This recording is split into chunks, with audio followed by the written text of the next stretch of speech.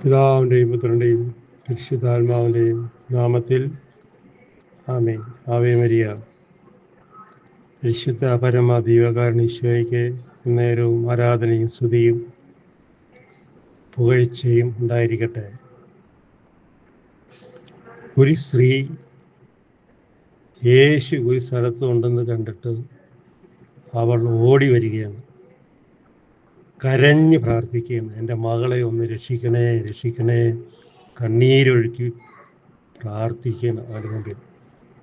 എന്നാൽ യേശു അത് ശ്രദ്ധിക്കുന്നില്ല. അവൾ കരഞ്ഞ് പ്രാർത്ഥിക്കുകയാണ്.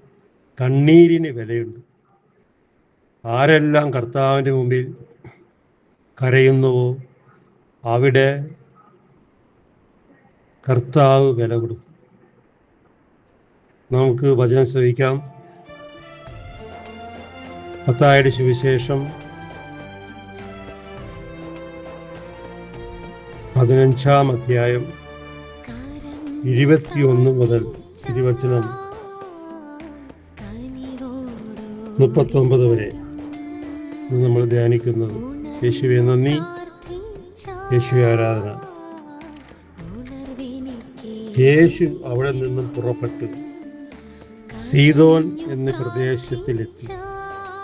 യേശു ഒരു സ്ഥലത്തു നിന്നും പുറപ്പെട്ടു കാൽനടയായിട്ട് നടന്ന് ശിഷ്യന്മാരും കൂടി സീദോൻ എന്ന പ്രദേശത്തിലെത്തി. അപ്പോൾ ആ പ്രദേശത്ത് നിന്നും ഒരു കാനാൻകാരി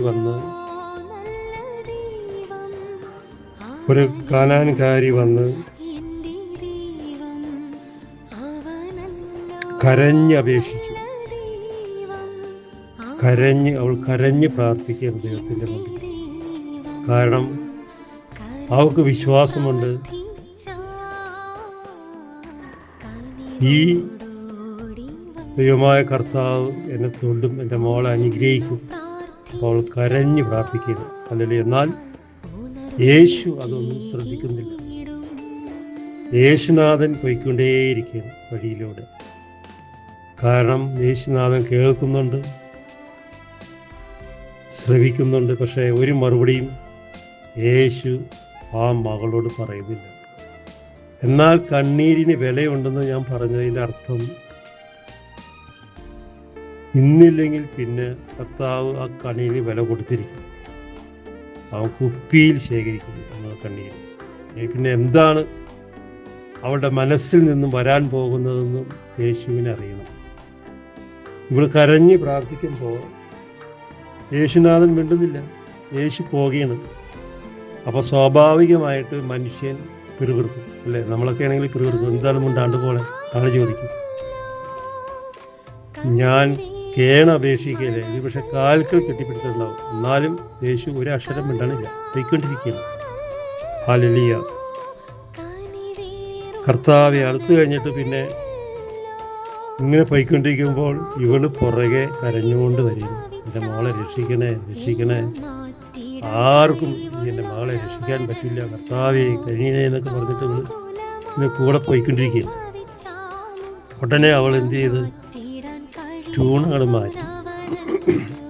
കർത്താവെ ദാവീദിൻ്റെ പുത്ര എന്നിൽ കനിയണമേ. അവൾ പറയണ, കർത്താവെ ദാവീദിൻ്റെ പുത്ര എന്നിൽ കനിയണമേ എന്ന് കരഞ്ഞ് പ്രാർത്ഥിക്കുന്നു. കണ്ണീരിന് വിലയുണ്ട്, കരഞ്ഞ് പ്രാർത്ഥിക്കുന്നു. എൻ്റെ മകളെ പിശാച് ക്രൂരമായി ബന്ധിച്ചിരിക്കുന്നു. അവൾ പറയുക, പിശാച് ക്രൂരമായിട്ട് ബന്ധിച്ചിരിക്കുകയാണ് ആ മകളെ. അസുഖവും പല പല അസുഖങ്ങളൊക്കെ ആയിട്ട് കട്ടിലേക്കിട്ടൊക്കെയാണ്. അപ്പോൾ അവൾക്ക് ഇച്ചിരി ജ്ഞാനമുണ്ട്. അവൾ പറയുന്നു, പിശാച് ക്രൂരമായി എൻ്റെ മകളെ ബന്ധിച്ചിരിക്കുന്നു. എന്നാൽ അവൻ ഒരു വാക്ക് പോലും ഉത്തരം പറഞ്ഞില്ല. ഇത്രയും പറഞ്ഞിട്ടും യേശുനാഥൻ ഒരു വാക്ക് പോലും മിണ്ടുന്നില്ല, പോയിക്കൊണ്ടിരിക്കുകയാണ്. അല്ലെങ്കിൽ എന്തുകൊണ്ടാണത്? ശിഷ്യന്മാർ അവനോട് അഭ്യർത്ഥിച്ചു. ഉടനെ ഇവരുടെ കരച്ചിലും പിറുപിറുപ്പും എല്ലാം കണ്ടപ്പോഴത്തേനും ശിഷ്യന്മാർക്ക് അതൊരു അസ്വസ്ഥതയായി. അവൻ അവനോട് അഭ്യർത്ഥിച്ചു, അവളെ പറഞ്ഞയച്ചാൽ. ശിഷ്യന്മാർ യേശുവിനോട് പറയുന്നു, അവളെ പറഞ്ഞയച്ചാൽ. അവൾക്ക് വേണ്ടി ഒരു സപ്പോർട്ട് ചെയ്യണം കർത്താവിനോട്, ഗുരുവിനോട്. ഹല്ലേലൂയ. അവൾ എന്നിട്ട് ശിഷ്യന്മാർ പറയും, അവൾ നമ്മുടെ പിന്നാലെ വന്ന് നിലവിളിക്കുന്നുവല്ലോ. ശിഷ്യന്മാർ പറയും, നമ്മുടെ പിന്നാലെ വന്നുകൊണ്ട് കരഞ്ഞ് നിലവിളിച്ചുകൊണ്ട് വരികയാണ്.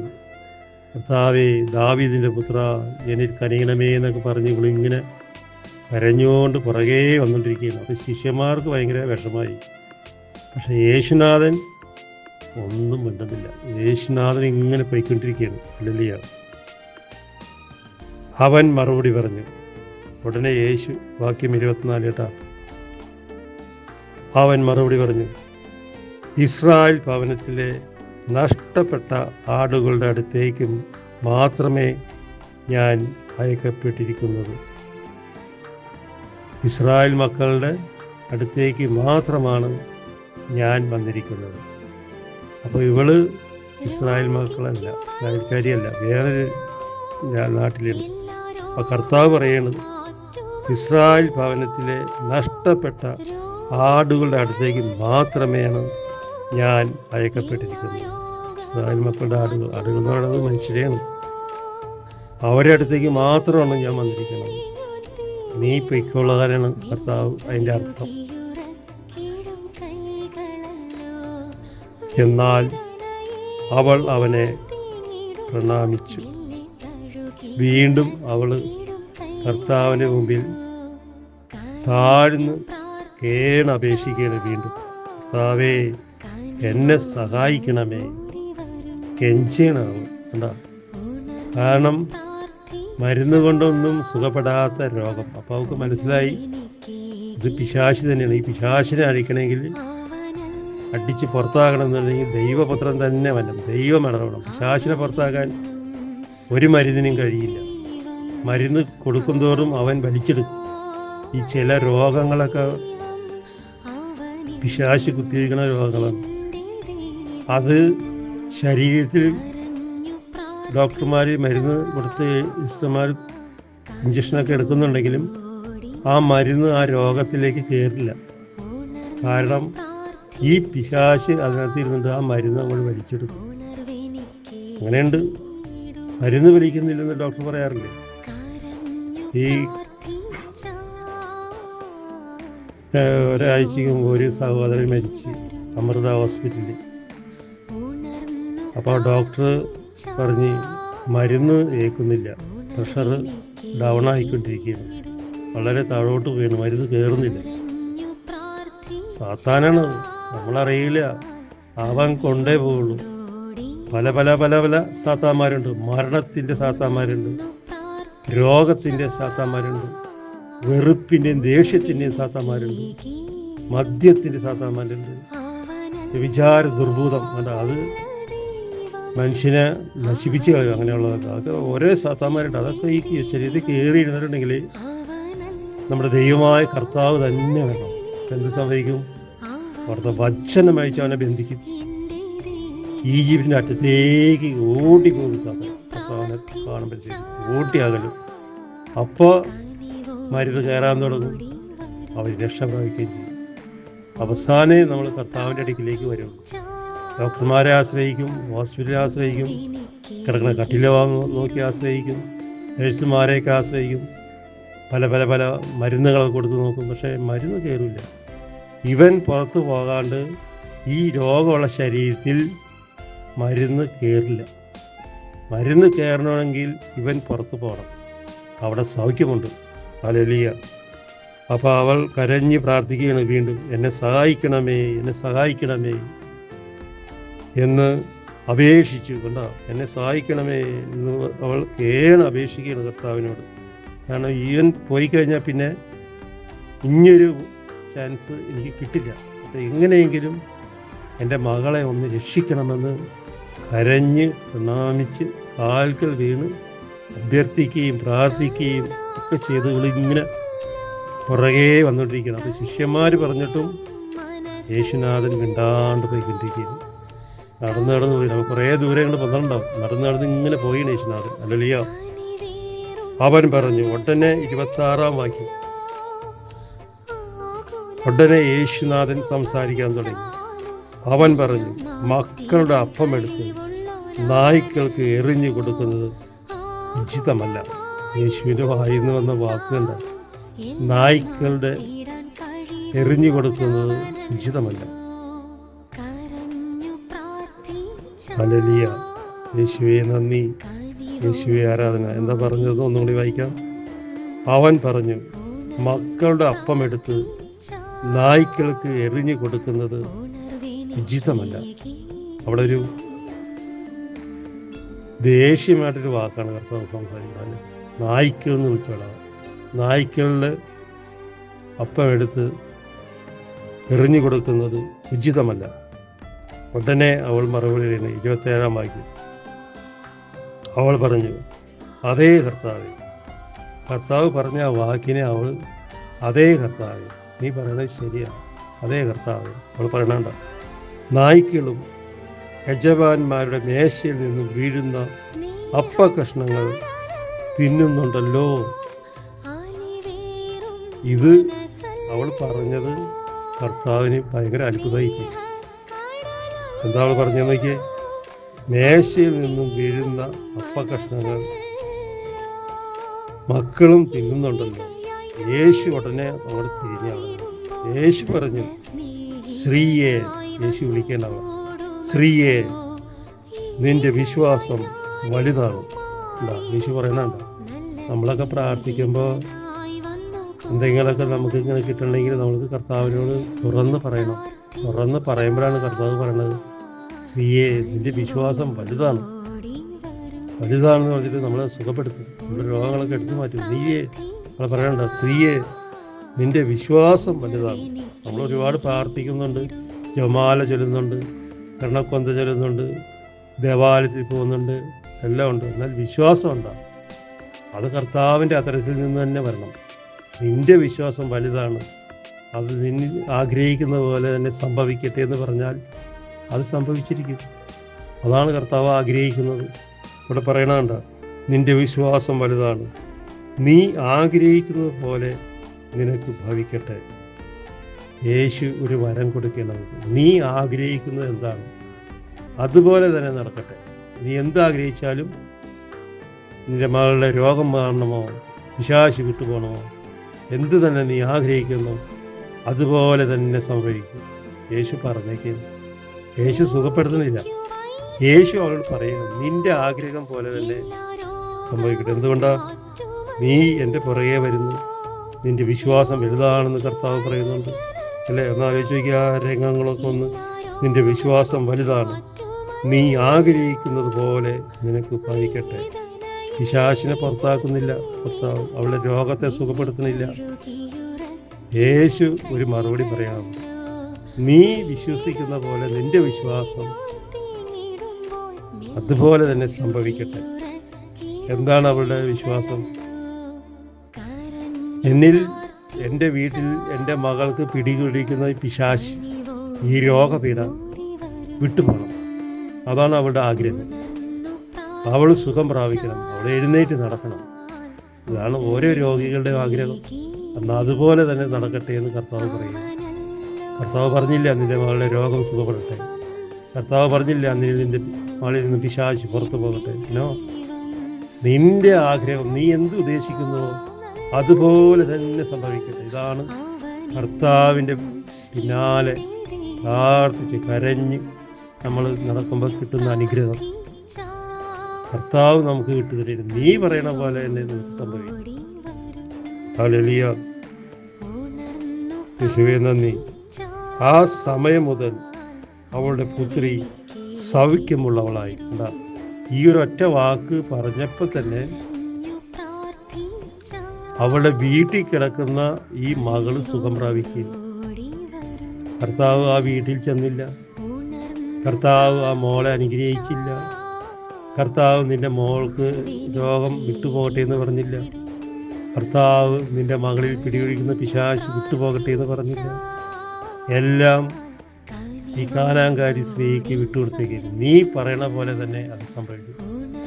അപ്പം നീ തിരിച്ച് വീട്ടിലേക്ക് ചെല്ലുമ്പോൾ നീ എന്തെല്ലാം ആഗ്രഹിച്ചിരുന്നോ അത് മുഴുവനും ആ മകൾക്ക് സംഭവിച്ചു. കർത്താവാണ് പറഞ്ഞിരിക്കുന്നത്. ജീവശ്വാസം ഊതിത്തന്ന ഓരോ സഹോദരി സഹോദരനും ഇത് ശ്രദ്ധിക്കണം. അവൻ നമ്മളെ രക്ഷിക്കുന്നവനാണ്. അവൻ നമ്മളെ ജീവിപ്പിക്കുന്നവനാണ്. പിന്നെ എന്തുകൊണ്ട് നമ്മുടെ പ്രാർത്ഥന കേൾക്കുന്നില്ല? അവിടെയാണ് പ്രശ്നം. ഏശയ്യായുടെ പുസ്തകം 59-ാം അധ്യായം 1 പറയുന്നുണ്ട്, കർത്താവിൻ്റെ കരം രക്ഷിക്കാൻ പറ്റാത്ത വിധം കുറുകിപ്പോയിട്ടില്ല, കേൾക്കാൻ പറ്റാത്ത വിധം അവൻ്റെ കാതുകൾക്ക് മാന്യം സംഭവിച്ചിട്ടില്ല, കാണാൻ പറ്റാത്ത വിധം അവൻ്റെ കണ്ണുകൾ അടഞ്ഞു പോയിട്ടില്ല. പിന്നെ എന്തുകൊണ്ട്? നിന്റെ പാപമാണ് നിന്നെയും കർത്താവിനെയും തമ്മിൽ വേർപെടുത്തി നിർത്തിയിരിക്കുന്നത്. അതുകൊണ്ട് സുഖം പ്രാപിക്കുന്നില്ല. നിന്റെ വിശ്വാസം നിനക്ക് നഷ്ടപ്പെട്ടു പോകുന്നു. വിശ്വാസം ഉണ്ടെന്ന് പറയും. എന്തൊട്ട് വിശ്വാസം? വിളുകണ്ട. കർത്താവ് പറയണ നായ്ക്കളുടെ അപ്പം എടുത്ത് കൊടുക്കില്ലെന്നൊക്കെ കർത്താവ് പറയുമ്പോൾ അതും കേട്ടിട്ട് അവൾ പറയാണ്, അതും മക്കൾ ഭക്ഷിക്കുന്നുണ്ടല്ലോ, നായ്ക്കളുടെ കഴിക്കുന്ന നായ്ക്കളുടെ ഒപ്പം കുട്ടികളും ഭക്ഷിക്കുന്നുണ്ടല്ലോ എന്ന് പറഞ്ഞപ്പോൾ കർത്താവ് ഞങ്ങൾ ഭയങ്കര ഇഷ്ടപ്പെട്ടു പോയി. നിന്റെ വിശ്വാസം നിനക്ക് വലുതാണെന്നൊക്കെ കർത്താവ് അവളെ പുകഴ്ത്തി പറയും. ഹല്ലേലൂയ. യേശുവേ നന്ദി, യേശുവേ ആരാധന. യേശു അവിടെ നിന്നും പുറപ്പെട്ടു. അങ്ങനെ പറഞ്ഞിട്ട് യേശുനാഥൻ അങ്ങോട്ട് പൊയ്ക്കോളാൻ പറഞ്ഞോളൂ. നീ പൊയ്ക്കോ, നിന്റെ വിശ്വാസം, നീ എന്താഗ്രഹിക്കുന്നു അതുപോലെ തന്നെ സംഭവിക്കും എന്ന് പറഞ്ഞിട്ട് അവളെ പറഞ്ഞയക്കും. ആ സമയം തന്നെ അവൾ സുഖം പ്രാപിച്ചിട്ടുണ്ട്. പക്ഷെ അവൾ വീട്ടിൽ ചെന്ന് നോക്കുമ്പോൾ മകൾ സുഖം പ്രാപിച്ചിരിക്കുന്നതായിട്ട് അവൾ കാണുന്നുണ്ട്. കർത്താവ് എപ്പോഴാണ് അത് പറഞ്ഞത്? ആ നിമിഷം അവൾ സുഖം പ്രാപിച്ചു. നമ്മൾ നമ്മുടെ കുടുംബത്തിലിരുന്ന് നമ്മുടെ രോഗങ്ങൾക്ക് വേണ്ടി, നമ്മുടെ കടബാധ്യതയ്ക്ക് വേണ്ടി, നമ്മുടെ മക്കളുടെ വിവാഹം നടക്കാത്തതിൻ്റെ എല്ലാം കർത്താവിനോട് ആരും കാണാതെ കരഞ്ഞ് പ്രാർത്ഥിക്കുമ്പോൾ കർത്താവ് പറയുന്ന ഒരു വാക്കാണ്, നിന്റെ ആഗ്രഹം പോലെ നടക്കട്ടെ. നീ എന്തു ആഗ്രഹിക്കുന്നു അതുപോലെ നടക്കട്ടെ. അങ്ങനെ പറയണമെന്നുണ്ടെങ്കിൽ കർത്താവിൻ്റെ മുമ്പിൽ കരഞ്ഞ് പ്രാർത്ഥിക്കണം. കർത്താവിൻ്റെ മുമ്പിൽ അപേക്ഷിക്കണം. കർത്താവിൻ്റെ മുമ്പിൽ സാഷ്ടാംഗം വീണ് പ്രാർത്ഥിക്കണം. കർത്താവേ, ദാവീദിൻ്റെ പുത്ര എന്നിൽ കനിയണമേ, എൻ്റെ മകളുടെ മേൽ കനിയണമേ എന്നൊക്കെ നമ്മൾ കരഞ്ഞ് പ്രാർത്ഥിക്കുമ്പോൾ അത് സംഭവിച്ചിരിക്കും. വീണ്ടും നമ്മൾ പറയണം, പ്രിയമായ കർത്താവേ, ഞാനോ എൻ്റെ മകളോ എൻ്റെ കുടുംബമോ ചെയ്തു പോയ പാവങ്ങളെ ഓർത്ത് ഞാൻ പശ്ചാത്തപിക്കുന്നു. എൻ്റെ കണ്ണീര് കൊണ്ട് നിൻ്റെ പാദത്തെ ഞാൻ കഴുകുന്നു എന്നൊക്കെ പറയുമ്പോൾ കർത്താവ് നിൻ്റെ പ്രാർത്ഥന കേൾക്കും. ചെറുതാകുക, കർത്താവിന് മുമ്പിൽ ചെറുതാകുക, കർത്താവിന് മുമ്പിൽ കരയുക, നീ രക്ഷ പ്രാപിക്കും. മനുഷ്യൻ്റെ മുമ്പിൽ, ഭാര്യയുടെ മുമ്പിൽ, മക്കളുടെ മുമ്പിൽ ചിരിക്കുക, കർത്താവിന് മുമ്പിൽ വന്നിട്ട് കരയുക. അവിടെ നിനക്ക് അനുഗ്രഹം. അവൾ ചെയ്തതാണ്. എന്താണ്? അവൾ വീട് വിട്ടിറങ്ങി. അവളൊരിക്കലും അവിടെ നിന്ന് അടുത്ത ആൾക്കാരോടും ജനത്തോടൊന്നും പറഞ്ഞില്ല. അവൾ ഓടി നേരെ കർത്താവിൻ്റെ അടുക്കിലേക്ക് വന്നു. ദാവീദിന്റെ പുത്ര എന്നിൽ കനിയണമേ എന്ന് കരഞ്ഞപേക്ഷിച്ചു. കർത്താവ് കേൾക്കുന്നുണ്ട്. പക്ഷെ കർത്താവ് പോകിയില്ല. ഉടനെ യേശുവിന് ദേഷ്യം കയറിയിട്ട് യേശു പറയുന്നു, മക്കളുടെ അപ്പം എടുത്ത് നായ്ക്കൾക്ക് എറിഞ്ഞിട്ട് കൊടുക്കുന്നത് ഉചിതമല്ല. അവളവിടെ വെച്ചടിച്ചു കൊടുത്തപ്പം തന്നെ അത് ശരി തന്നെയാണ് കർത്താവ്.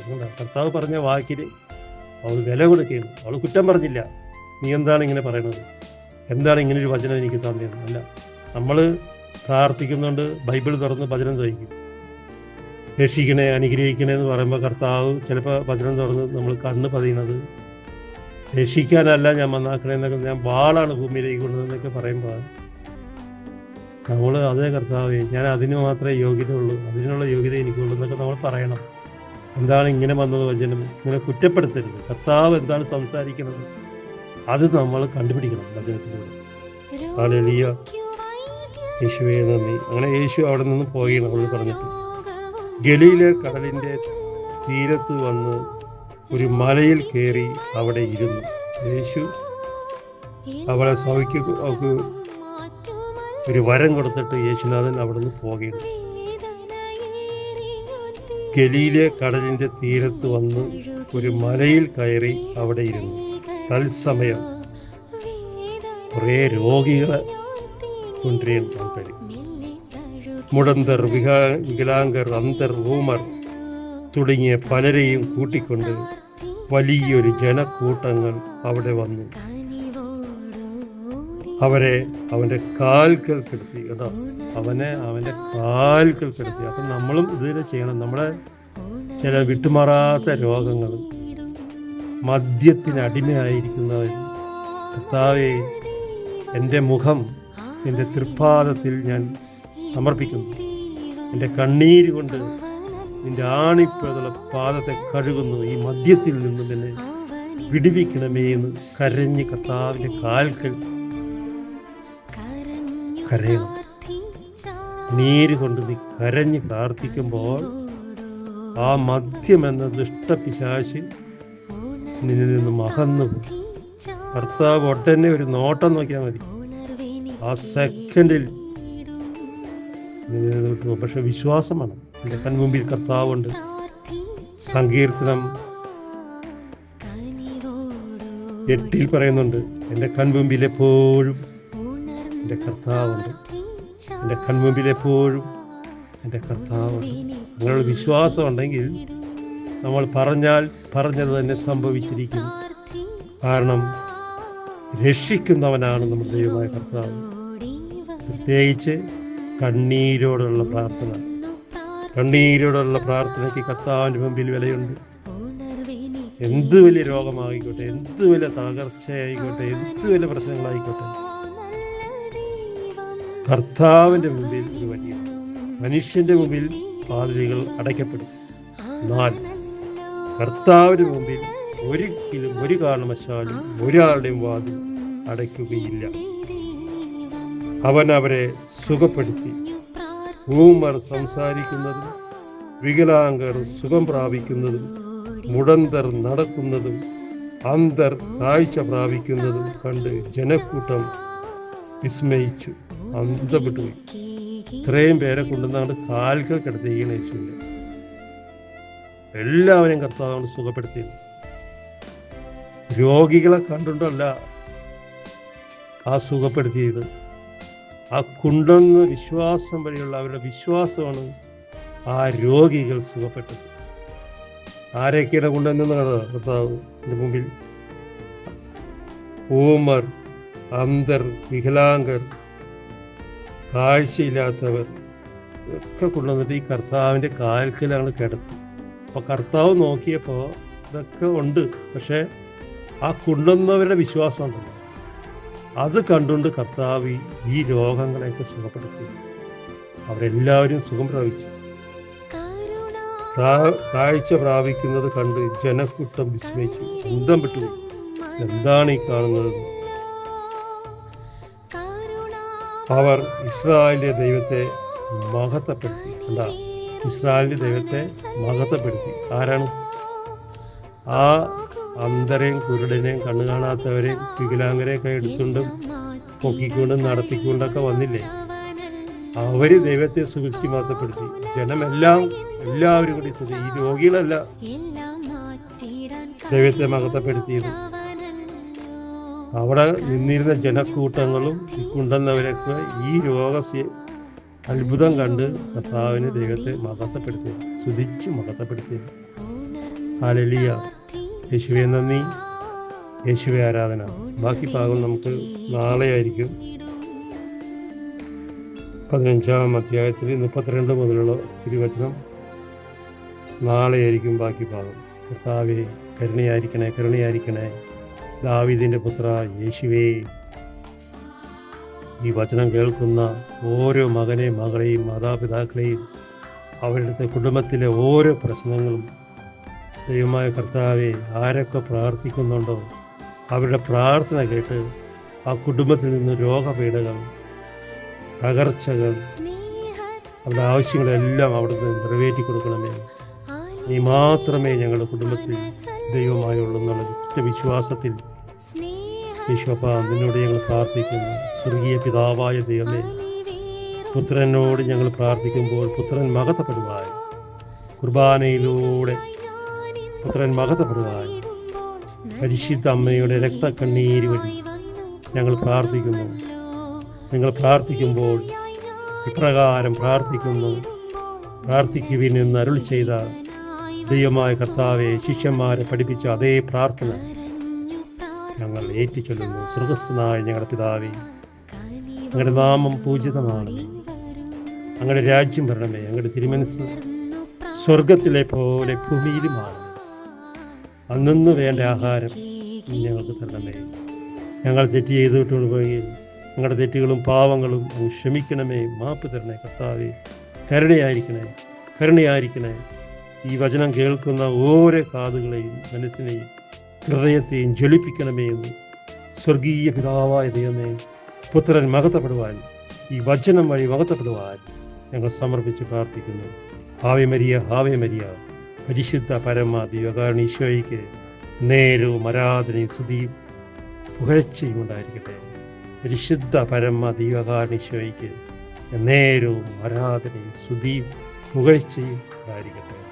പരിശുദ്ധ പരമ ദിവ്യകാരുണ്യ ഈശോയ്ക്ക് നേരവും ആരാധനയും സ്തുതിയും പുകഴ്ചയും ഉണ്ടായിരിക്കട്ടെ. Ave Maria. Praise the Lord.